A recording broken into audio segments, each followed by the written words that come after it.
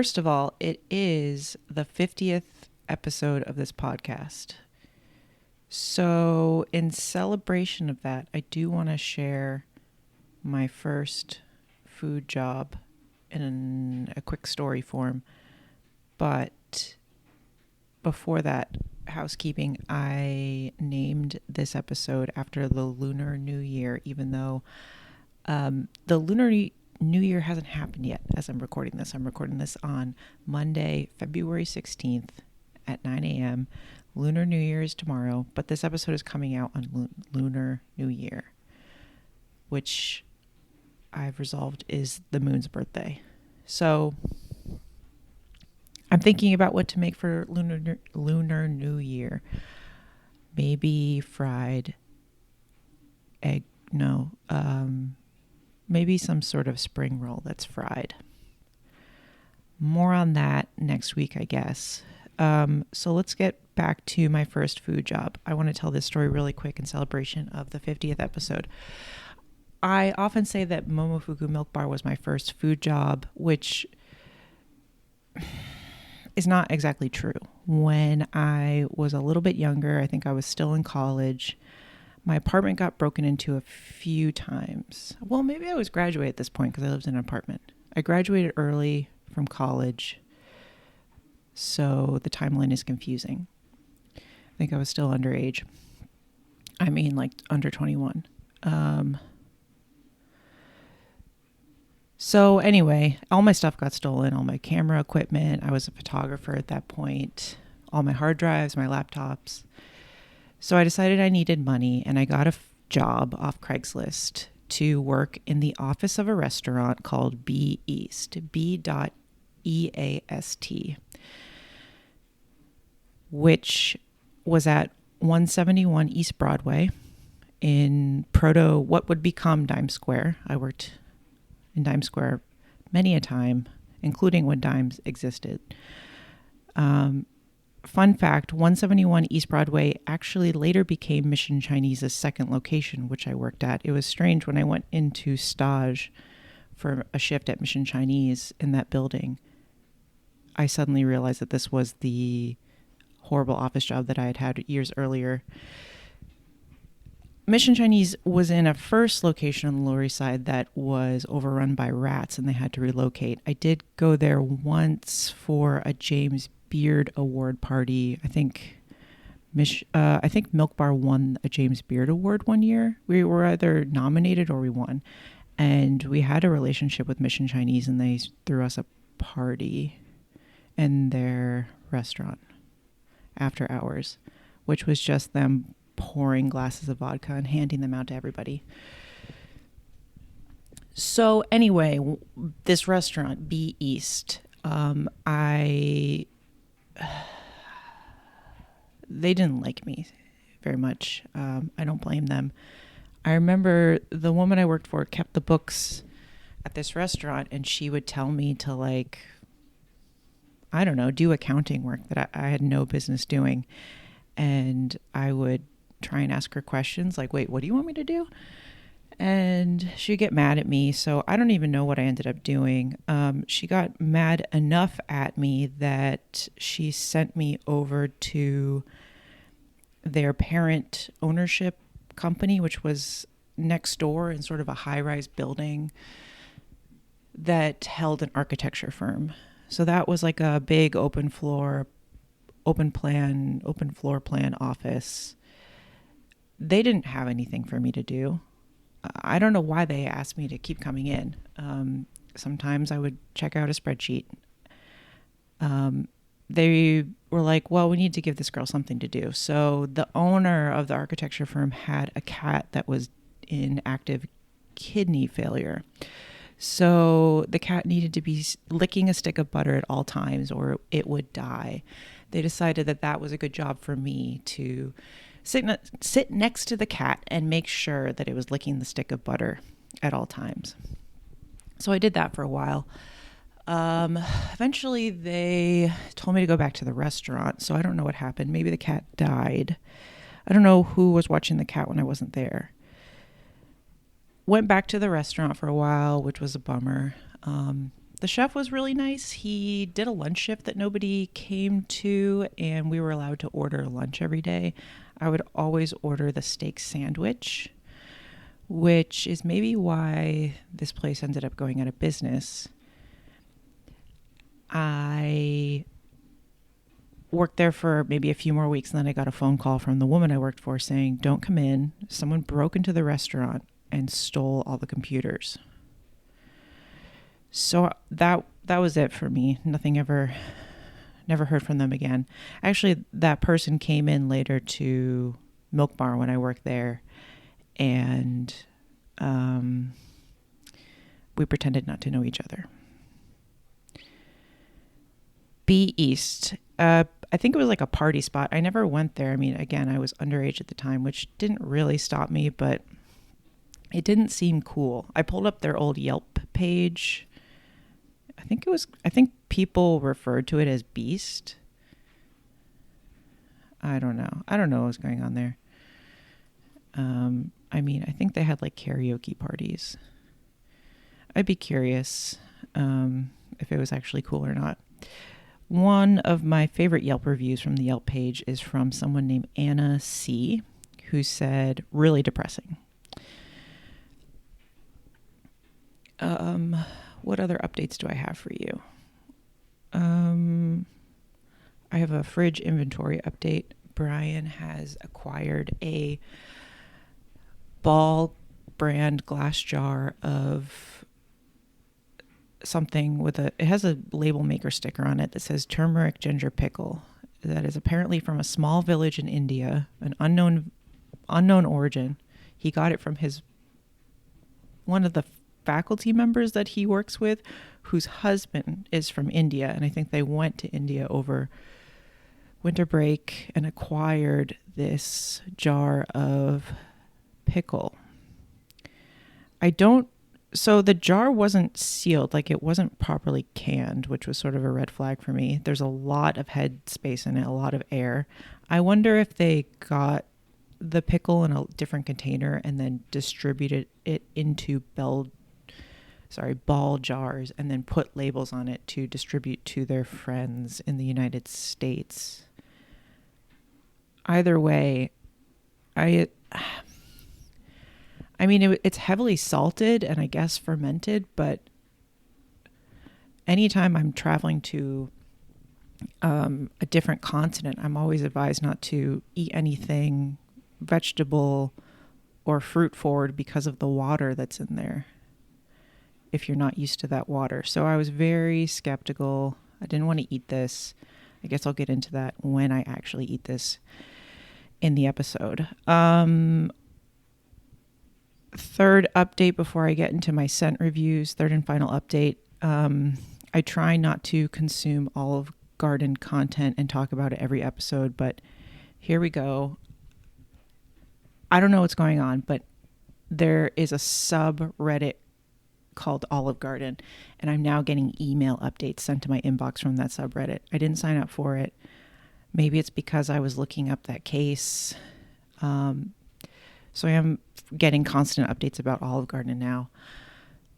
Besides that, I saw a TikTok video from a guy, I don't remember his name. He was making some video about General Mills and their interesting past and how they funded nuclear warfare. But on the way to discovering that, did you know? I didn't know this. General Mills bought and owns Eddie Bauer and also opened Olive Garden. Crazy. Okay, let me get into my scent reviews. All right, Le Labo Gaillac 10. Official description. Gaillac is a very hard greenish wood that isn't as dry as cedar, but is as subtle, profound, and stable. Gaillac 10 is a tense formula built on Gaillac wood and surrounded by musk notes, 4 different types in all, with hints of cedar and olibanum, which is incense in parentheses. I went on, how do you say this? Fragrantica, the website where people review fragrances. The people on this website are saying that Gaiac 10 smells like barbecue ham. Here's my review. Notes of burnt wood and men's cologne immediately transported me to my uncle's old bedroom in my grandmother's house that was turned into a TV room, except my uncle's desk and old textbooks were preserved.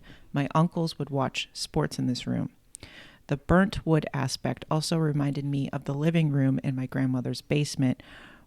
She lived in a split level, so the basement was the first floor. The burnt wood aspect also reminded me of the living room in my grandmother's basement, where we would watch TV on a large braided LL Bean rug, the smell of burnt wood from the cold fireplace still present. This is the transcendent woody scent that I've been after. It is just soapy enough to feel clean. I don't know if that review properly encapsulates my excitement for this fragrance. I loved it. It was very nostalgic for me. I was immediately transported back to some holiday where my uncles are all in a room watching a football game or a baseball game. And, you know, we had a fire the night before. The fireplace is freezing, but you can still smell that cold, burnt coal smell coming from the cold air. It's really the cold air coming down through the fireplace and pushing that cold fire smell out into the house. That's what it smells like. And I loved it. Unfortunately, this is a Tokyo exclusive. So because I could order a sample of it from this questionable website, I mean, I'm sure it's a legitimate website. I just don't know fragrance websites at all. I'm thinking I could actually buy this, and I think I might. It could be my winter smell. Of course, it's rapidly not becoming winter here. I just pruned and fertilized my roses. They say you're supposed to prune and fertilize your roses around Valentine's Day in the southeast, which is actually what I did on Valentine's Day. My hands are cut up. But anyway, this was a thumbs up from me. So I revisited Le Labo Lavande 31, which was the original sample that sent me on this sample journey. I thought, what else is out there? So the official description of Lavande. In true Le Labo form, Lavande 31 knocks all preconceived notions of lavender on its head. Its bergamot and neroli essential oils give it a fresh liftoff to reveal a lavender of the greatest purity, where only the flower buds are distilled, giving the creation verticality and richness. Its foundation is pure Le Labo, ambery, dirty, and musky notes blended with notes of tonka to give this perfume a regressive classic style that is both clean and dirty, recognizable yet truly unique. Nope, this isn't the lavender you thought you knew. Welcome to a new reality. I think that's a little bit excessive, but I get what they're talking about, although I don't get dirty. I think that Reddit comment about Lavande smelling like a European cleaning product really got to my head. Revisiting it, it was a lot warmer than I remember. I guess I could, compared to all the other neroli fresh floral smells that I've been getting into, trying to chase this perfect neroli scent, the Lavande is muskier, and I see that now. And maybe all along it's the one I've actually been after. Here's my official review. Hold on. My review. Truly smells like an expensive beach trip. I have a gray sweatshirt that I brought on a beach trip to Polly Island, and I folded it up when I got home and put it back into my closet. And when I revisited it, it smelled amazing and fresh, less sharp and white floral forward than I remembered. I don't know, something I must have like rubbed up against something in this beach house, and my sweatshirt, that came back from the beach trip that I didn't wash smelled. It smells exactly like that. It smells like an expensive beach trip. And if you haven't been to Polly Island, I'd never heard of it, but my friend Peter and his mom rented a house down there and I visited them. It's, it's nice. It's a nice beach. Obviously there are nicer versions of this, but it's, it's not Nantucket, but it's a very nice upscale, I would say, beach community. So that smell. Anyway, where am I in my review? Here we go. Despite being co-opted by the fuckboys of Dime Square, Le Labo scents really hit for me. And yeah, I still have, 8 more scents to try in this shipment, my latest shipment. I think almost all of which are non-Le Labo, but I keep coming back to the Le Labo scents. I think they are really what I'm after. Sorry to say. Okay, let's get into the internet updates. I skipped over one of my updates last week that I really regret because it's probably one of my favorite TikTok videos that I've seen in a while. It is, let me click on the link, let you know who posted this. So this is a post from when the ice storms were moving through the Southwest. The person's name is Ish, ISH 1243. Sounds like a bot. It is a slideshow of people during the ice storm in Texas commenting on the Texas Roadhouse Google or Apple Maps page, asking if it's safe to drive to Texas Roadhouse in the middle of the ice storm. Is Texas Roadhouse closed? Is it safe to leave my house if I'm heading straight to Texas Roadhouse? Anybody know how clear the roads are to Texas Roadhouse? Does anybody know if Texas Roadhouse is open and how are the roads? Is Texas Roadhouse open and is it safe to drive there? I want to go to Texas Roadhouse. Is it safe? I want to drive there. Are the roads at Texas Roadhouse safe? How are the roads at Texas Roadhouse looking? Maybe it's bots. Anyway, I like that. Here's a mysterious link that I left for myself. Let's click on it. Ooh, oh my God. This is a TikTok video from Sebastian O.E. Melania. It is an Italian mother who just made a cake and she's trying to flip it out of this metal pan and it's stuck in the pan. So she's using what looks to be a water thermos and she's banging on the cake, smashing it to all hell. As she's doing this, the child is saying, "Bye, mama, bye, bye, bye, mama," screaming her head off. The cake comes out. It looks burnt to a crisp. It looks smashed to a crisp. It looks awful, but they're cheering because they got the cake out of the pan. Wasn't worth it, in my opinion. You should throw that cake away. Here's another TikTok video that alarmed me at first, but left me with more questions. It's a group of Moldovan women, and they're preparing what looks to be party food. Maybe someone's having a wedding. They're having a good time. The first item that they are preparing is what looks to be a boiled whole watermelon. I looked into it. It's pickled. It's a pickled watermelon. I don't know if that's better. I could see it being... Well, the thing is, it's like... It looks like it's pickled in like a salt brine. I don't know if that's good. Because... I think watermelon pickled in a vinegar, like a cold vinegar, would be good. I don't know if like I don't know. Seems kind of weird. Anyway, they put all these different foods on a table, raw straight on the table, and then carry the table up a staircase. And then the video ends. Okay. What else? I got a mysterious link right here. Let's click on that. Oh, so Jessie Sheehan, is that how you say her name? I think she does stuff for New York Times.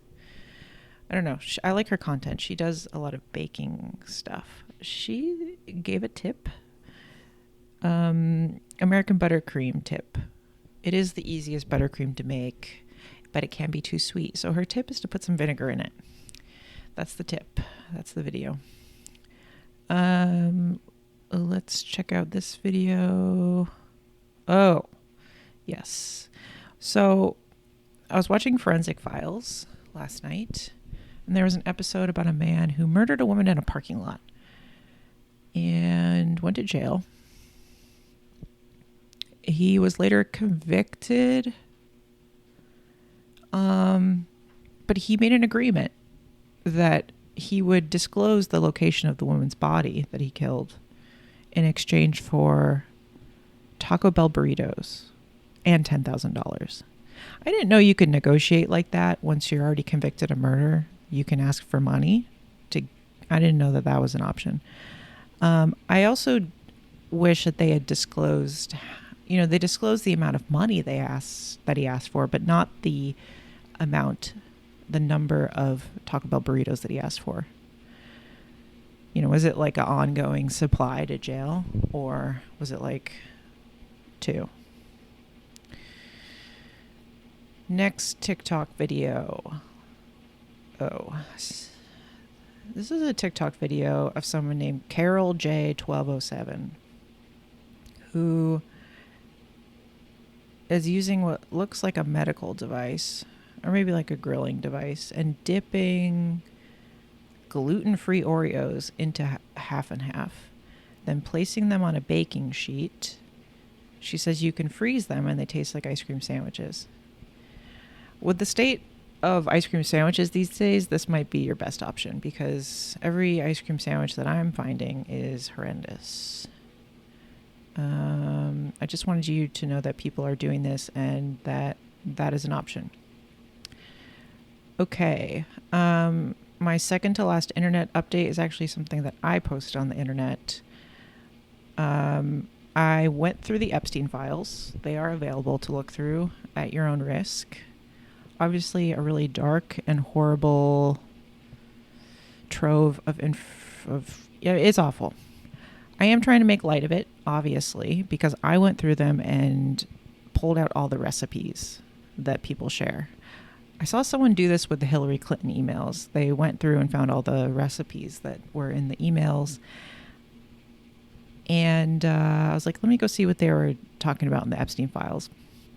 Turns out there were quite a few recipes, because, which was confusing at first, but when you think about it, they were living on a remote island, so they did have to cook. Also, it seems like there were a lot of female assistants cooking and doing everything for Jeffrey Epstein, so that they were often like, oh, well, here's what he wants you to make. Like, here's the updated muffin recipe. I wouldn't recommend any of these recipes. They don't look great, but I thought it was interesting. Okay, my last update, internet update, before I get into what I ate, is I have Google Analytics set up so that I can see where people are coming from when they go to the Journal website. By the way, Journal, I'm still seeking food diaries, food logs, any sort of documentation about food or consumption until April 30th.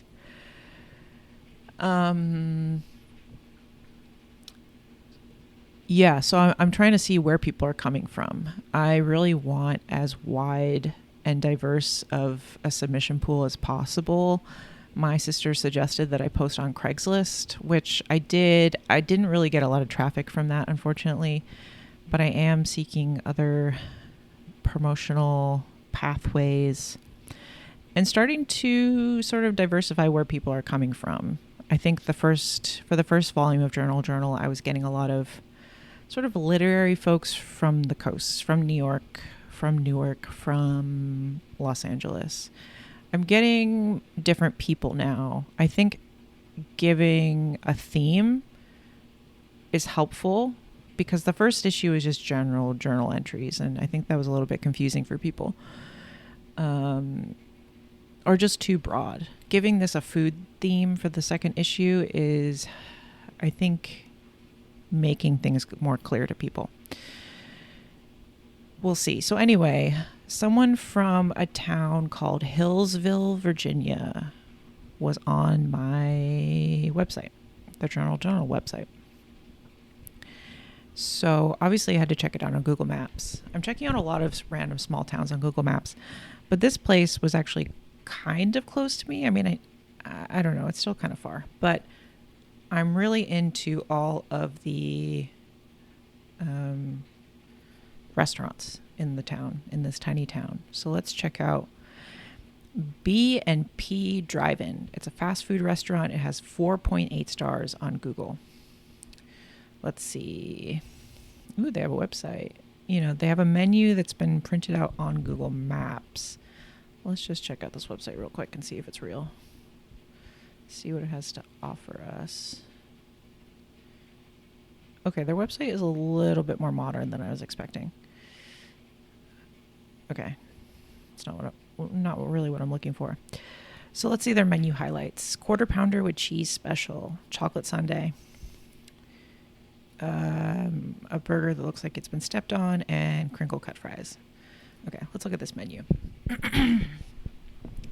Hamburger, chuck wagon steak, flounder, shrimp, 21 pieces, chicken, 3-piece mixed, barbecue, chicken tenders. Daily specials served with fries and a canned drink. Chicken fillet, quarter pounder with cheese, chicken nuggets. Desserts, ice cream, 1 dip, 2 dip. Choose from chocolate, strawberry, vanilla, butter pecan, orange pineapple, blueberry cream. They have milkshakes. They have a chocolate sundae, a banana split, an apple turnover with ice cream. Ooh, they have a ton of stuff on the back. Oh my goodness. Ooh, they have Campbell's soup. Ooh, tomato, chicken noodle, or vegetable, $1.50. So they have hamburgers and hot dogs, foot-long hot dog, cheese dog, corn dog, buffet ham, spiced ham, hot ham and cheese, BLT, fish fillet, flounder, tuna salad, grilled cheese, barbecue, chuck wagon, grilled chicken, chicken fillet, breaded pork chop. Their sides, they have fries, curly fries, tater tots, tater wedges, onion rings, chili and cheese fries, pinto beans and cornbread, hash browns, chicken tenders, chicken nuggets. This is very specific, I think, to Southern Virginia. There is, I mean, it's like a Dairy Queen. That's what it is. It's a Dairy Queen, but I love it. Lucky's, I forget the full name. Lucky's Grill. It's, I don't know, like a little under an hour drive north into Virginia from my house. It's probably closer than that, actually. Where I got that fried bologna sandwich and a sundae. That's what it is. And I like those kind of places. Okay, let's check out the next spot in Hillsville. Pizza Perfect on Main. 4.6 stars. It's a family restaurant. It has a very old school exterior. Looks very 50s. They have the Coca-Cola signs. It says Hillsville Diner, plate lunches. So I guess it used to be a diner. Let's check out their menu. Okay, why is their menu so small?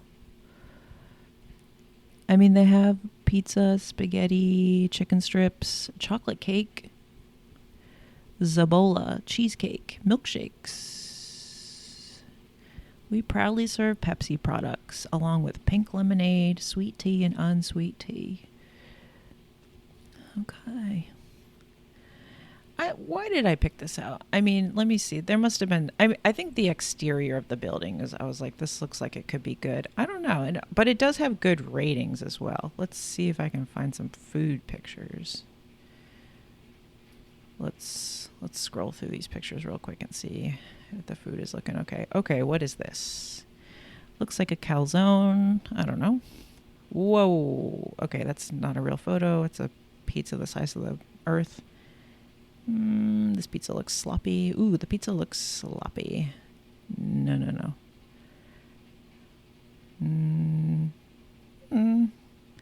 I mean, they got Texas toast and spaghetti. I mean, I wouldn't eat here, but there you go. Okay, let's check out Sliders, spelled with a Y. 4.5 stars. I also like the exterior. It's like a little box. They have curb service. It's called a restaurant. That's how it's described. Menu highlights. Let's check out this menu real quick. Tons of ice cream flavor. So again, this is like the Dairy Queen setup. Vanilla, chocolate, strawberry, peanut butter, cherry, raspberry, caramel, butterscotch, Oreo, butter pecan, pineapple, orange pineapple, banana, peach, blueberry, pineapple with banana, banana pudding, strawberry banana, moose tracks, black cherry, mint chip, chocolate strawberry, chocolate peanut butter, banana split, Reese cup, Butterfinger, Mounds, almond joy, coconut, cookie dough, tutti frutti, mocha or caramel coffee, cotton candy, red velvet, Nutella.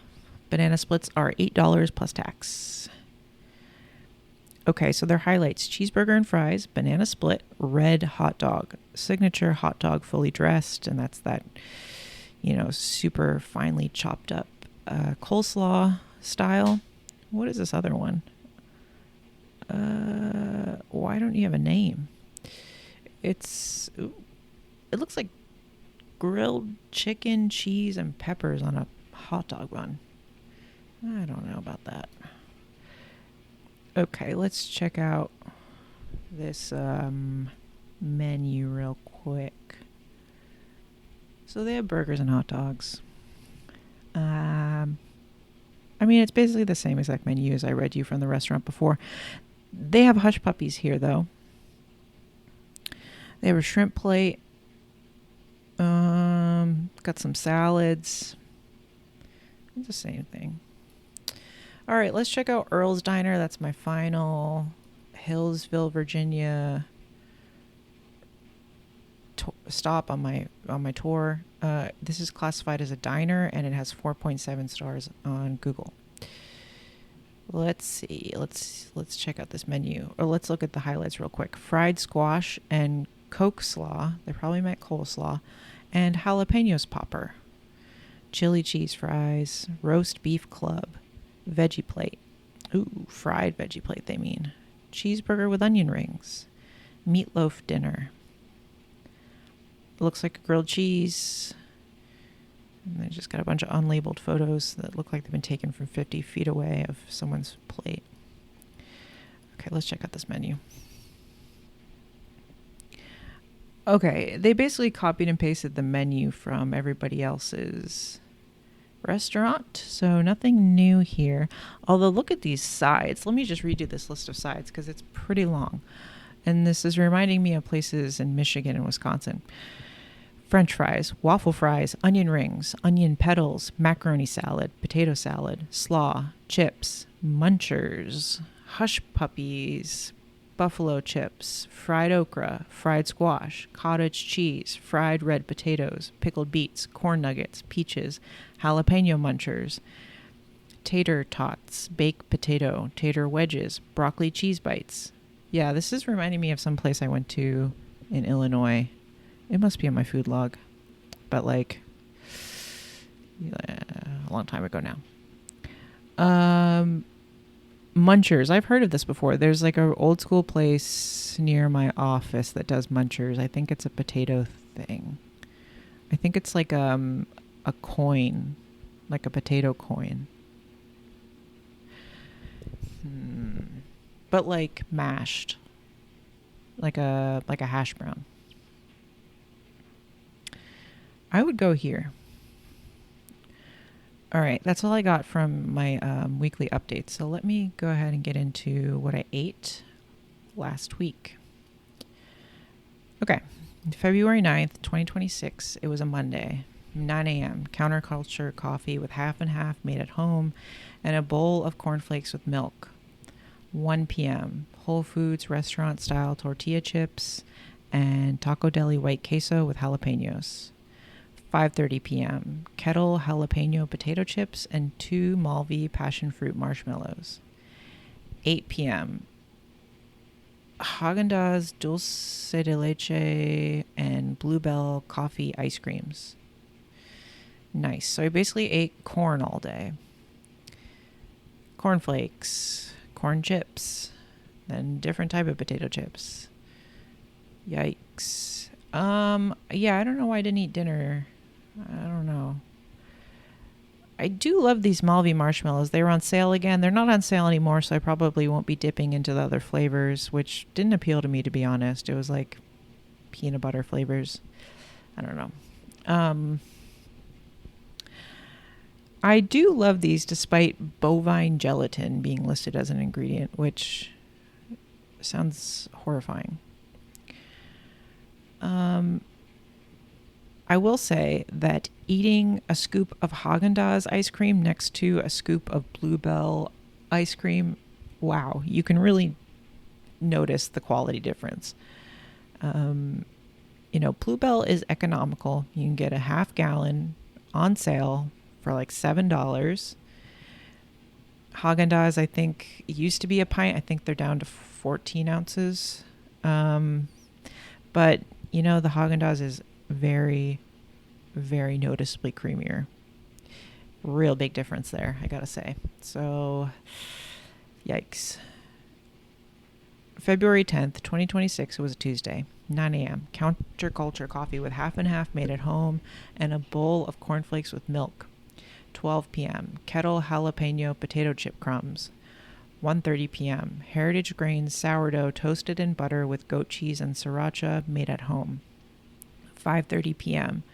Chicken curry with Japanese white sweet potato and jasmine rice made at home. Ooh, that is a lie. That was basmati rice. Let's change that. Okay. And turmeric ginger pickle from an unknown small village in India. 8 p.m. Tony's white chocolate. So this chicken curry, I marinated the chicken breast, cubed it up and marinated it in some brown cow plain yogurt, some of that Sasul shawarma spice blend, the chicken shawarma. I also have the beef shawarma spice blend.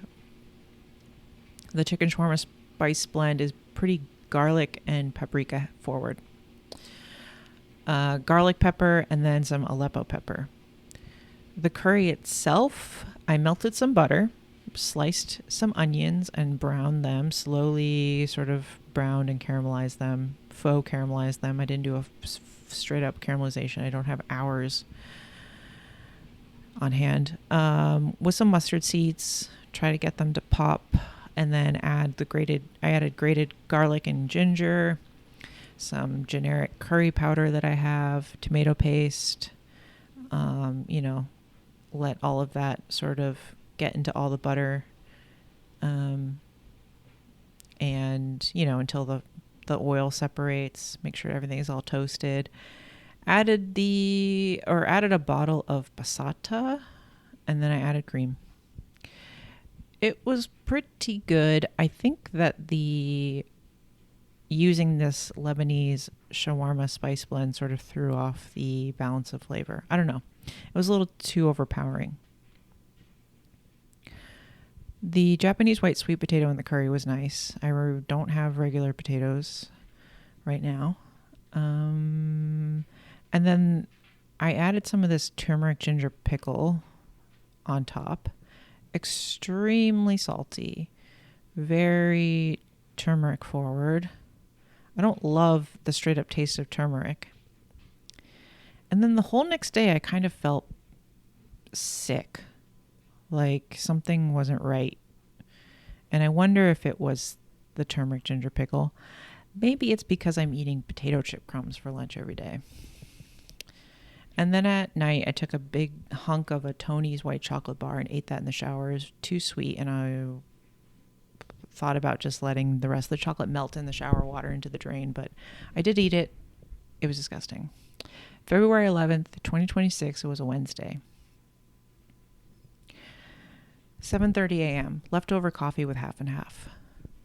9:30 a.m., a cup of coffee with half and half at the office. Cake room, a single square vanilla shortbread cookie in a plastic package from At Home by Farrington Village, and New York Times page-a-day recipes for skillet ginger chicken with apricots and cauliflower salad sandwiches.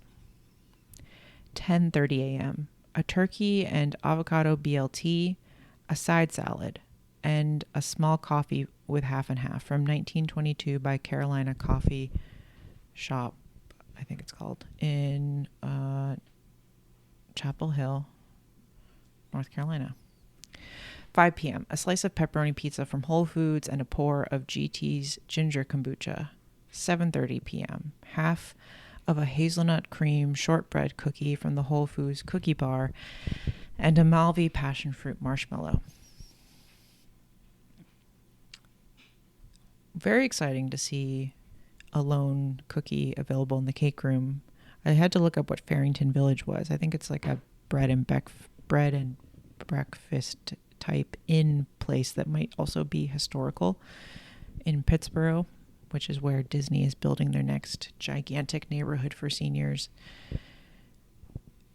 I forget what the name is. You know, they have the Celebration neighborhood in Florida. This one has a different name that sounds like a medical product that you'd see a commercial for, like Monjaro, Celebrex. Yeah, I don't remember. Anyway, I was not feeling well. I was dizzy. I don't know what was going on. I mean, I forgot to eat breakfast. Oh, well, there was some sort of like security threat at work. You know, someone was trying to log into something. I was so distracted by it. I think that's why I forgot to eat breakfast. Ended up going back to this coffee shop and I thought, let me try a sandwich. I so regret getting this sandwich. Turkey and avocado BLT with a side salad. I mean, it's Cisco food. It's cafeteria food. It's hospital cafeteria food. The turkey, incredibly low quality, very sparing. I don't even know if there was bacon on this. I actually don't recall there even being bacon on this now that I'm thinking back. Wow. Was there even bacon? There was avocado. It was barely ripe. Lettuce, a huge watery tomato, no salt to be found. The side salad was a side salad. It was dressed. And of course, this was all $20. After tip, it was $20. No, I need to remember to be bringing my lunch and eat something. It's just ridiculous. Like, why am I paying $20 for something that I wanted to throw away? I ended up trying to get a piece of cheese pizza from Whole Foods because that is really what I want. It's what I've been wanting. Their cheese pizza looked burnt to a crisp. It just looked dried out. Like it was just in the oven for a little too long. So I decided to get a slice of pepperoni because I thought, well, that one kind of looks dried out too, but at least the grease from the pepperoni will sort of bring it back. It was disappointing, I would say. It was dry, and the sauce itself tasted like straight up tomato paste, which I hate. My mom used to do that growing up. I hate it. And I wasn't feeling well. Thank God the ginger kombucha was on sale, so I got some of that. And picked up some more cookies from the Whole Foods cookie bar because there were some new ones. They finally restocked it. I mean, they restock it, but it's like every single side of the cookie bar is the same flavor, like the same 4 flavors. A hazelnut cream cookie. The hazelnut cream was good. The shortbread cookie itself was very crunchy and seemed to have shards of some sort of toffee in it, or like a brittle, like a sugar brittle of some kind. It was fine. What else do I want to talk about? Nothing. Let's move on. February 11th, 2026. It was a Thursday. 8 a.m. Counterculture coffee with half and half made at home. 9 a.m. A bowl of cornflakes and milk. 12 p.m. Counterculture coffee with half and half made at home. Beef soup with tomato, couscous, mushrooms, chickpeas, and carrots made by Anne, and 2 black and white cookies. 2:30 p.m. Taco Deli white queso with jalapenos and Whole Foods restaurant-style tortilla chips. 6 p.m. Chicken meatball soup with scallions and leftover basmati rice made at home. 7 p.m. Bluebell oatmeal cream pie ice cream. So I knew that someone was coming over to my house when I was at Whole Foods the previous day. And I thought, I know that they're bringing soup. They're bringing leftover soup from their house to my house, which I was like, how's that going to work? They live an hour away. They're going to the DMV near me. They're going to bring the soup to the DMV for how knows long and then bring the soup over to my house. So I was like, let me pick up some bread, some crusty bread to go with the soup. Since when are baguettes like $6 at the grocery store and they're not even organic flour? It's insane. So I skipped that. And I thought, let me pick up some black and white cookies. So I did that. At least if there's someone else eating them, I won't be eating an entire pack by myself. And so yeah, first of all, so this person asked to come over my house, and I said, why don't we meet, because they were in the area at the DMV, I said, why don't we meet at Strong Arm? Why don't we meet up and, by the DMV and eat somewhere there? They insisted on coming to my house, which is very flattering, but I'm trying to go out to eat. I'm trying to go out somewhere. Let's go to Cookout. I don't care. I'll go anywhere. People are always coming over to my house, and I need you to eat at a restaurant with me. I need to get out of my house.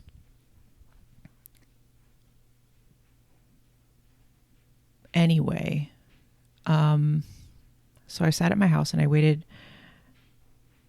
They said, I'm going to stop at Strong Arm and then I'm going to come over to your house. I thought, amazing. They're going to bring stuff from Strong Arm, even though I really just wanted to go out and sit somewhere. I need to get out of my house. So they brought the soup in. Unfortunately, I said, did you go to Strong Arm? And they said, yes, I have stuff in the car to take home from Strong Arm. So none of the stuff from Strong Arm was for me.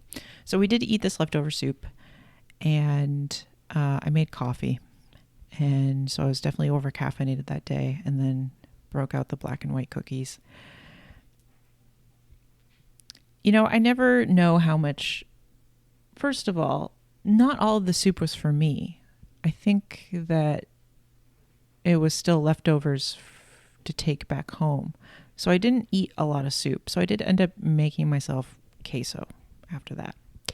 I will say that the Taco Deli white queso with jalapenos is too thick and too salty. The mild version of the Taco Deli queso is thinner and I think a better consistency. I think it could use unsalted chips, I think is really what's going on there. But, the soup was great. I really appreciate someone bringing soup over to my house. But you know how I feel about food of unknown origin in other people's homes. Especially because it was soup. It was leftover soup that was made from leftovers. So I ended up making soup for dinner, even though I had soup for lunch. About a year ago, I saw a video on TikTok of somebody's mom, who I believe was Japanese, making chicken meatballs to put in soup. And I thought, man, I want that. Even though I don't like ground chicken, I'm never trying to get ground chicken. But I was at Whole Foods on Wednesday, and they had a buy one, get one 50% off on some high quality ground chicken. And I thought, here's my chance. So I went for it. And what did I do? I took the ground chicken and I seasoned it with some 4-cup brand seasoned breadcrumbs, which doesn't make sense. They're Italian. Soy sauce, mirin, grated ginger, garlic powder, chicken bouillon powder, and salt. And then the soup itself was homemade chicken stock that I had, some soy sauce, some lump sugar, some white pepper, scallions cut into 1-inch pieces, onion, garlic, and then I added some basmati rice at the end. Man, I really do not like white pepper. I don't know what it is. It really takes you out of the food. It tastes like something that shouldn't be in food. It kind of tastes like a shoe, like a new leather shoe, like eating a shoe. So Brian liked it. Not for me. No more white pepper. And ground chicken. I needed to add some fat to it. I think it's so lean. It doesn't make a good meatball. It's like the texture of a hot dog. It kind of has like the taste and the texture of hot dog water. Like the ghost of a hot dog, like the memory of a hot dog.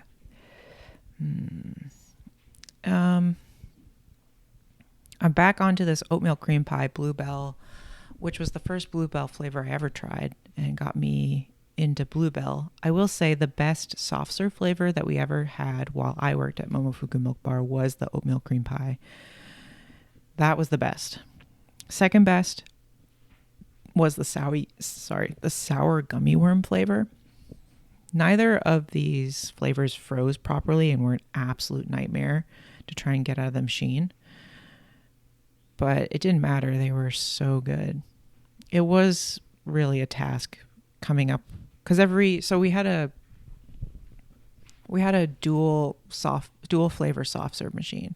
So one side would always have cereal milk soft serve, and then we had the cornflake crunch topping for that. But then the other side was always like a flavor of the week. And sometimes we could do a twist and sometimes we weren't allowed to. Like we weren't allowed to twist the sour gummy worm with the cereal milk soft serve because that would have been disgusting. But it was always a gamble because when you're creating a flavor, it's a different fat ratio. You just don't know how it's going to freeze. And usually the flavor of the week did not freeze properly. Actually, one of the girls in the kitchen Jenna Derman, who does Solid Wiggles now, she was in charge for troubleshooting that and ended up going to work for the soft serve company and figuring out like how to make sure that soft serves were, actually performing well in their products. She did research and development for them, which is such a cool thing to end up doing. Anyway, she does Solid Wiggles now. It's like beautiful Jell-O shots. And she just put out a book. But yeah, I learned that making soft serve is hard through that experience. I was also in charge of cleaning the soft serve machine. We didn't have a gravity machine like the other locations. We had the old school one.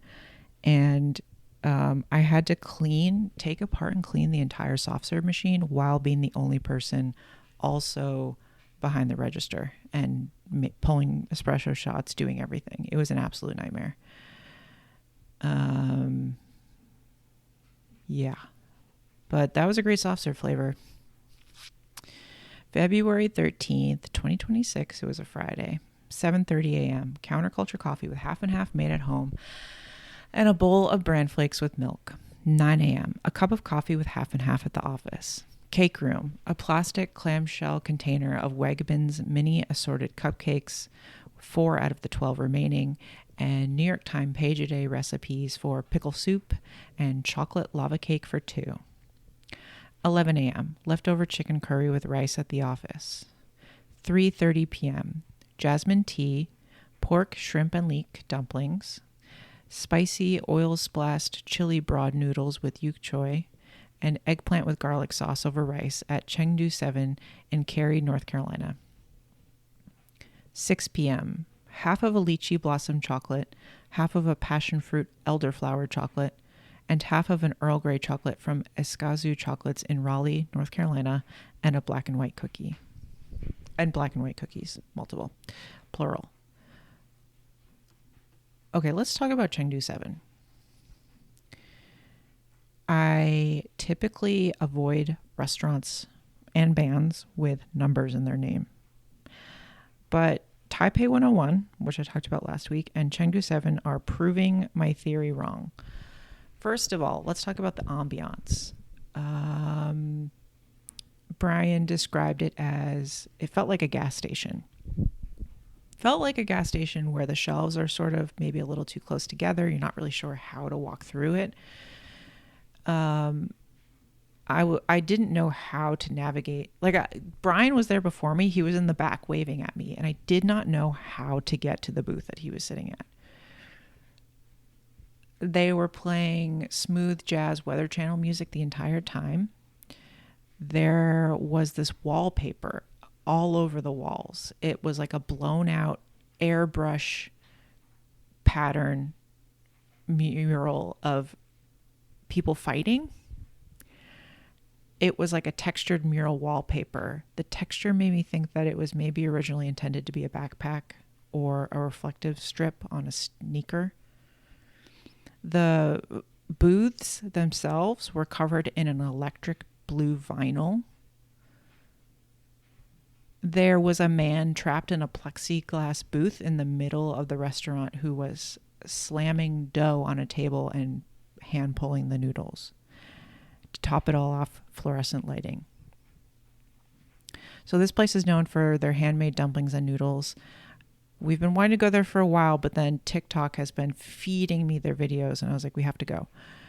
So this was sort of a Valentine's Lunar New Year combo experience. That was our intention. So they gave us a random pair of junk drawer scissors to cut our noodles, the hand-pulled noodles, which were just one long piece. And this place was inside of a strip mall that looked abandoned. You couldn't see into any of the windows. They were all blacked out. But there were a ton of places there. There was like I think it was called Baghdad Bakery. There was like a halal grocery store. There was a Japanese grocery store / gift shop that sucked. Went in there for a while and could barely find anything I wanted. I mean, it was just like all the basics that you'd find at any great Asian grocery store. There wasn't really anything interesting. They had like a meat section. I mean, they had a lot of frozen stuff that was imported from Japan, some fish pieces. I ended up getting some fish cakes and some curry croquettes. But they had the meat section, and I was like, oh, let me get some ground Japanese pork. Let's see what that's about. But I looked at the back and it was like from New Jersey. Not even import. It was like American pork. But yeah, Chengdu 7, I would like to go back. The dumplings were incredible. I mean, it reminded me of like the dumpling places in Chicago that we would go, or New York. I mean, the dumplings were incredible. I ate all of them. The eggplant was great, very sweet. The noodles were great, very hot and numbing. Yeah, I wish we had ordered more stuff to go. And of course it was Valentine's Day, so Brian did get me a box of chocolates, not from a Walmart this year, because I think he understands that I'm not about that. I mean, there's nothing wrong with Walmart chocolate. I'm currently staring at a bowl of Valentine's Walmart chocolate that I bought for myself as we speak, but it's these giant heart boxes that are filled with like 2 chocolates inside. So he went to this place, Escazu, that used to be next to the Stanberry in Raleigh. I think they've moved because the Stanberry wanted to take over their space and expand. These chocolates, I think that this chocolate shop is trying a little too hard. I don't love super dark chocolate, and I feel like that's their MO. They're into dark chocolate. They're into really dark chocolate and coffee. I think I'm more of a milk chocolate person. The Earl Grey chocolate was shaped like a moon. Well, first of all, there was like a flavor guide QR code. So I went on the website and there were a ton of flavors that I was super excited about. Hold on, let me just go there real quick. And I was like, oh my God. And of course I was naming all the flavors that Brian didn't get. You know, he did navigate away from Walmart, which is a huge step from him for him, but still didn't quite get the flavors that I'm into. Actually I didn't even notice this one. Amaretto garam masala. That sounds great.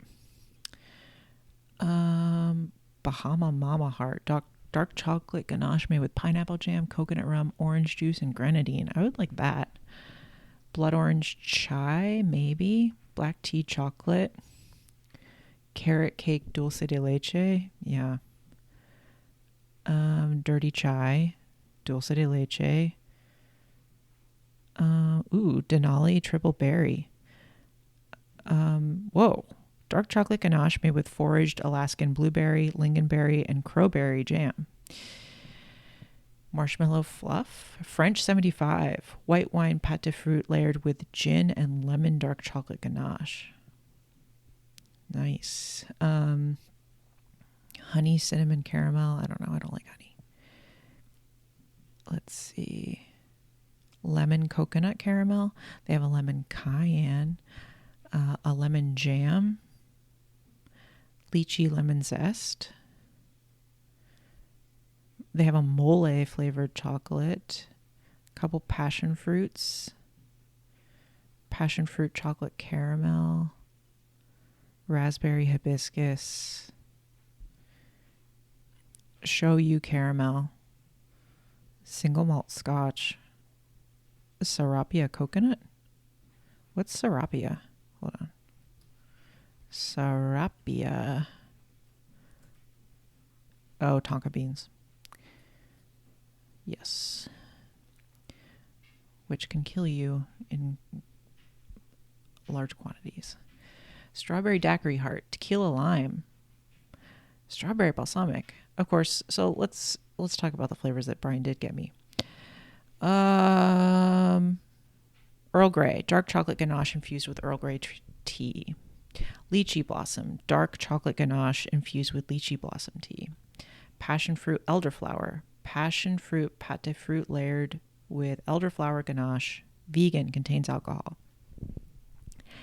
Yeah, very dark. These were dark chocolate. The Earl Grey tea was fine. The lychee blossom tea was an interesting flavor. I would have recognized it. Definitely an interesting flavor. I don't know how to describe it. Not floral, but like floral adjacent. Passion fruit elderflower. The pâte de fruit was grainy, loose, but a good passion fruit flavor.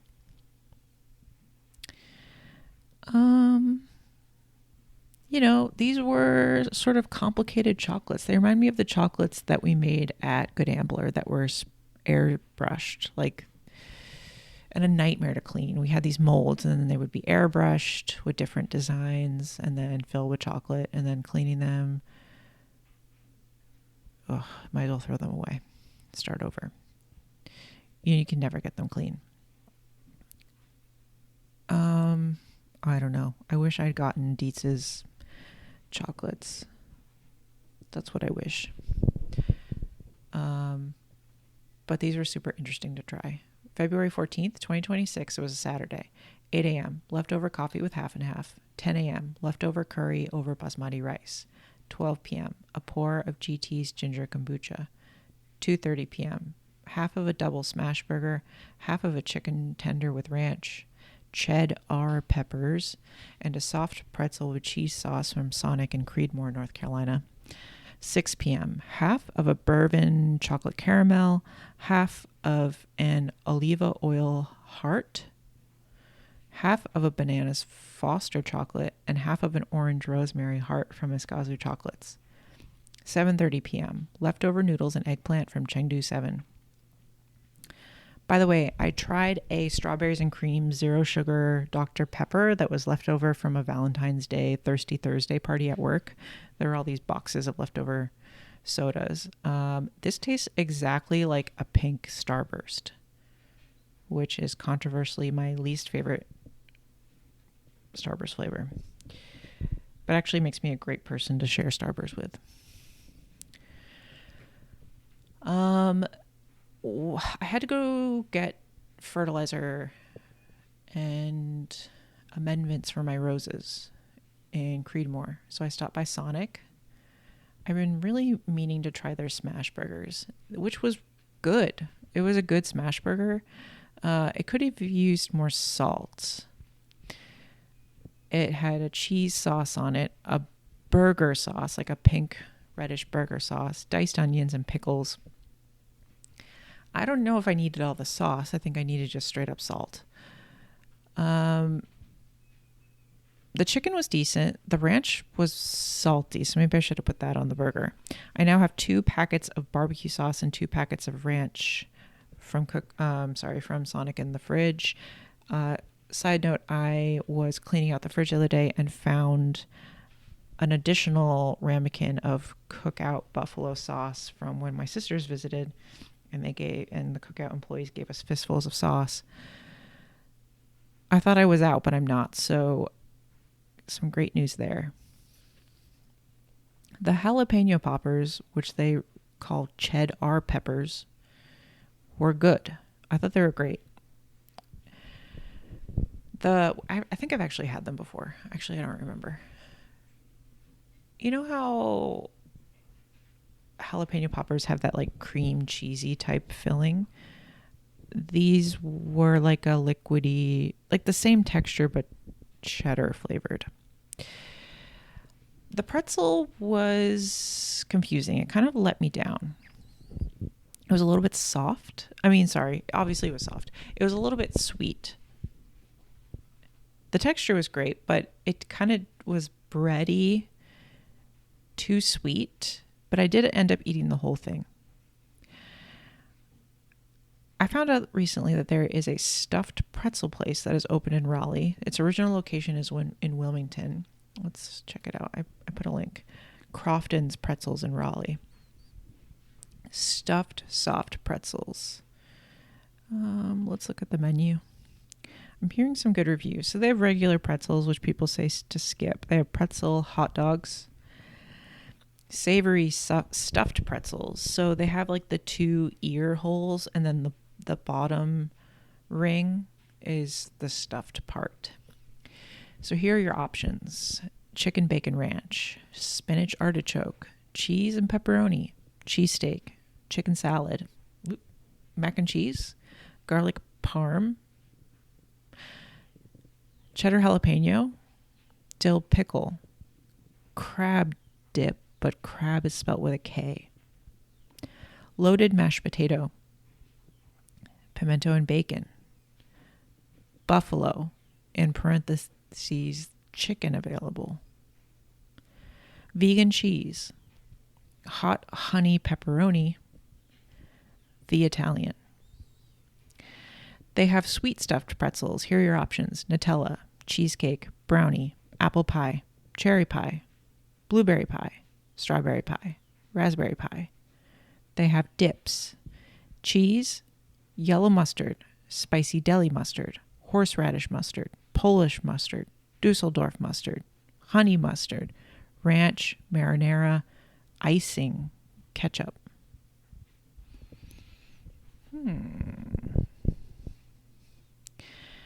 I like garlic parm, but how is that a stuffing? Like, what do you mean? That's a flavor. Cheesesteak. I don't know. I'm going to go there, though.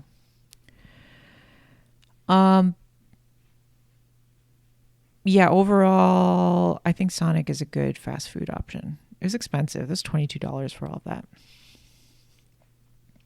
And of course it's all a la carte. Plus Brian got a large Coke Zero, which with all the ice in it, it's really less than a can of Coke Zero that you're getting. It's only $1.50 though, which I feel like is cheap for a fast food place. But if you're going to Sonic, you need to get that like XXL one that doesn't fit in your car.